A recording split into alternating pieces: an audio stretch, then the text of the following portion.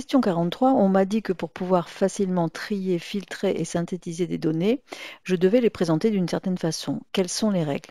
Ça, c'est une question vraiment fondamentale et c'est vraiment comment dire, le secret de la réussite de plein de choses.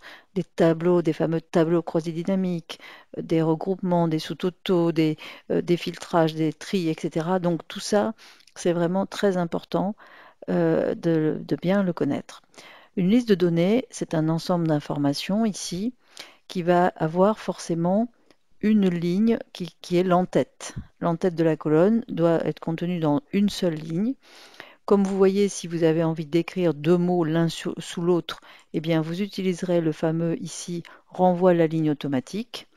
Mais en tout cas, en aucun cas, vous ne ferez deux lignes avec sans bordure pour donner l'impression que c'en est une. Non, c'est toujours une seule ligne. Deuxièmement, deuxième critère, cette ligne, toutes les cellules doivent être occupées par un titre et il ne doit jamais y avoir deux fois le même mot.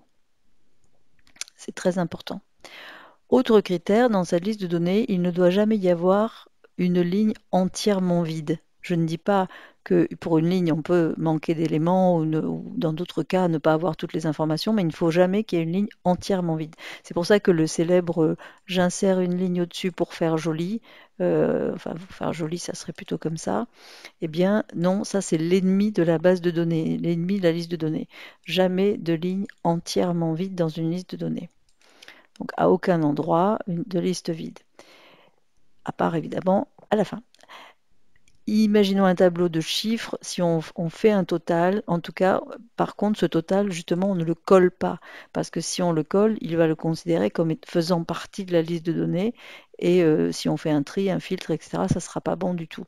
Donc si on fait vraiment un total, pour une raison ou une autre, on va le faire en laissant inversement une ligne blanche. En fait, il faut que votre liste de données soit inscrite entre une ligne blanche au-dessus de l'entête et une colonne vide à droite de l'entête.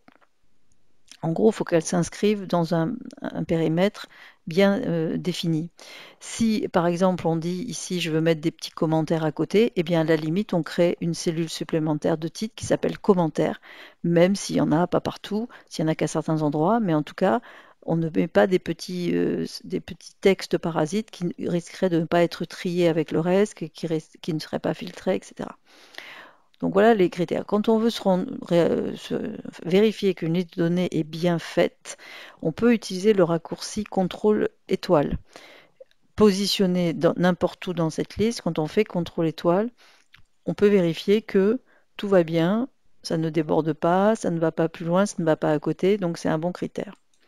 Si une liste de données est bien faite, on n'a pas besoin justement de la sélectionner à chaque fois. Si par exemple on veut créer un tableau croisé dynamique, il suffira de cliquer n'importe où dans la liste. Le système arrivera à prendre tout ce qui jouxte cette cellule jusqu'à temps qu'il trouve une colonne vide ou une ligne vide en bas. Donc c'est vraiment le secret de la réussite, une bonne plage de données pour tout ce qu'on veut. Par exemple ici, si je veux filtrer, je vais aller dans Données, filtrer, et vous voyez, je n'ai pas besoin de sélection pour qu'ils comprennent que la première ligne du haut de la liste est bien la ligne d'entête. Donc ça, c'est vraiment extrêmement important quand on fait un filtre. Donc ça se passe comme ça. Quand on veut trier, c'est pareil. Vous voyez bien que derrière, j'ai pas eu besoin de sélection. Il a compris ma sélection. Donc voilà, tout va bien. J'ai devant moi une belle liste de données. Oui, alors simplement, je précise que j'ai indiqué qu'ici, il fallait laisser une ligne blanche au-dessus de l'entête, mais ça, c'est parce qu'il y a un titre, quelque chose qui ressemble à un titre. Évidemment, s'il n'y a pas de titre, on pourra très très bien commencer l'entête du tableau, de la liste en ligne 1 sans aucune difficulté. C'est pas la peine de laisser une ligne blanche à chaque fois au-dessus.